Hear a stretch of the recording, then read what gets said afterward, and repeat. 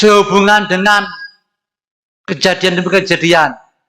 Kanjeng Nabi itu kadang menemui saya, Nabi Khidir nemui saya, Mbah Romono yang nemui saya. Itu kenapa terjadi? Maaf, saya jelaskan sekalian, biar tidak menimbulkan fitnah, biar tidak ada suudon dan terjadi perpecahan. Bahkan banyak orang yang mengatakan itu akal-akalnya sapi saja.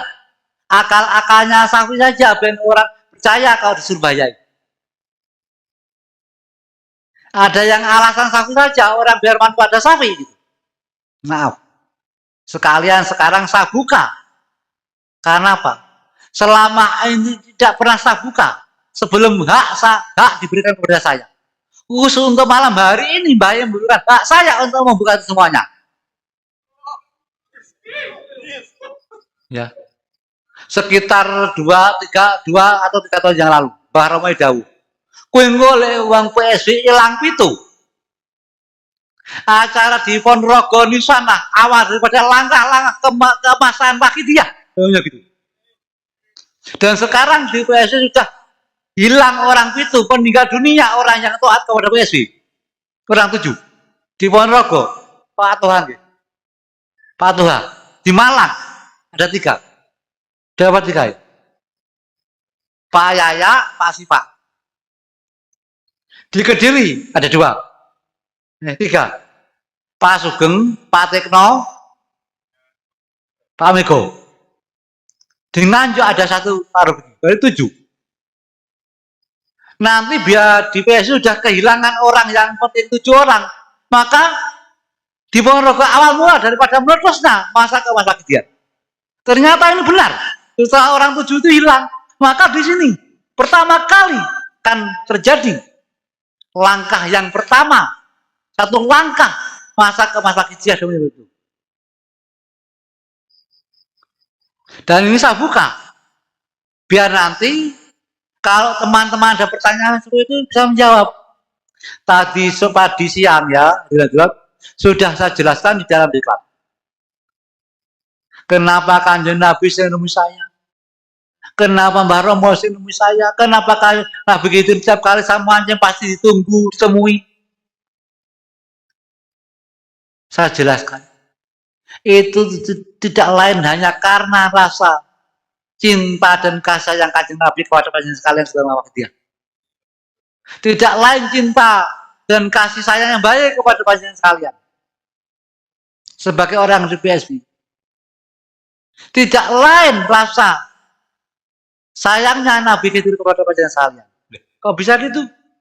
Yang ditemui Gus Sapi kok demi pengamal. Nyuwun ngapunten nggih kula ra dirak nyuwun ngapunten. Nyuwun ngapunten. Alhamdulillah.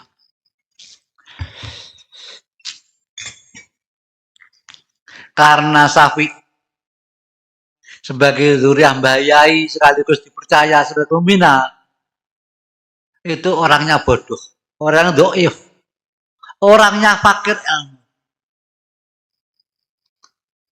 Kanjeng Nabi khawatir kalau orang yang dhaif, bodoh seperti saya sebagai pembina, kalau tidak diarahkan, ditemui, nanti bisa menyebabkan kekeliruan. Kalau Safi yang bodoh, yang hina ini keliru, bagaimana yang mengikuti di belakang Safi? Ini sudah 2 kali saya ucapan. Mbah Romo nemui saya, khawatir kalau pengamal terjerumus ke dalam kenistaan karena Safi tidak mampu untuk mengarahkan kepada yang benar. Maka itu Mbah Yai membimbing Safi yang bodoh setiap saat, biar mampu mengarahkan teman-teman dulur-dulur pengawal kejadian di USB. Mbah Yai benar kalau Safi bodoh, kalau tidak sering-sering diingatkan, itu keliru. Safi orangnya didel. Safi orangnya dhaif. Safi orangnya fakir, bodoh. Bahkan Syafi'i tidak pernah makan yang namanya bangku pondok. Walaupun Syafi'i mondoknya di mana-mana, ada bulan pondok, saya datang, saya mondok. Saya paling lama 3 hari. Itu cerita. Saya pernah di Gontor. Tamat SD tahun 80 sama ibu diantar ke Gontor. Ibu di rumah paginya cuci-cuci belum sempat kering, saya sudah ada di rumah. Karena saya tidak betah. Saya perasaannya mau mati di Gontor. Saya pulang minggat dari Gontor. Jadi ibu itu mengantar saya sore sekitar jam 6:30 malam, pulang sendiri. Pagi itu ibu mencuci agamanya Mbah Romo. Belum sempat kering saya sudah di rumah. Itu pertama kali saya di Gontor. Kemudian saya di Pacitan, di Termas. Itu bertahan 1 hari setengah jam kira-kira. Sekitar 24 jam lebih 30 menit. Di Kebumen. Walaupun saya itu pondok mana-mana, sudah saya mandi di pondok mana-mana, tapi saya tidak pernah mengenyam yang namanya ngaji. Tidak pernah. Makanya itu beliau Mbah Romai tahu kalau saya doif tentang itu. Sehingga Mbah Romai selalu mengarahkan, mendidik setiap langkah-langkah Syafi'i biar menjadi petunjuk jalan yang benar. Untuk menunjukkan teman-teman jangan sekalian. Nah begitu, selalu memberikan Syafi'i, selalu kerap pada Syafi'i. Kenapa? Karena begitu tahu Syafi'i orangnya didel. Syafi'i orangnya itu keras hatinya. Sehingga setiap kali saya mancing tiba-tiba beliau ditahu, saya diperingatkan, kok jong ini selalu. Karena apa? Karena Syafi'i bukannya Syafi'i istimewa, tidak. Syafi'i bukan istimewa.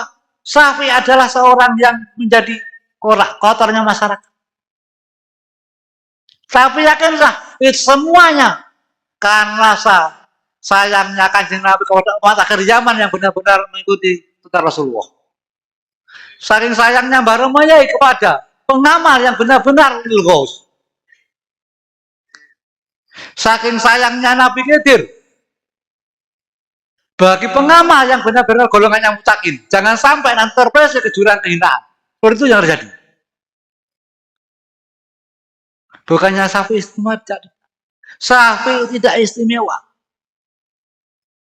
Walaupun Syafi'i durian langsung kepada Romo, bukan. Hadirin hadirat, inilah yang sebenarnya. Kenapa baru kali ini saya ungkapkan? Sebenarnya nafsu saya sudah tidak terima saat orang-orang saudara-saudara di lembaga yang lain. Bahkan banyak mengatakan itu bohong, akal-akalnya Gus Syafi'i. Biar orang percaya manut Gus Syafi'i. Gus Syafi'i mencari keuntungan. Maaf. Kalau saat itu Mbah Romo sudah memberi hak saya untuk ucapan ini, saya ucapkan. Kenapa saat itu tidak saya ucapkan? Walaupun saya terasa pedih di hati. Karena Mbah Romo belumlah memberikan hak itu kepada saya untuk memutarkan ini. Dengan Mbah Romo. So, wayai terang. Wayai kapan? Wong PSBI hilang pitu dan acara ini Ponorogo awal-awali. Alhamdulillah sekarang. Dan mudah-mudahan ini tidak menjadi hijab bagi diri kita. Mudah-mudahan menjadikan jalannya inayah rahmat, jalannya hidayah taufik, sehingga kita mendapat ridho dan amanah Subhanahu wa taala.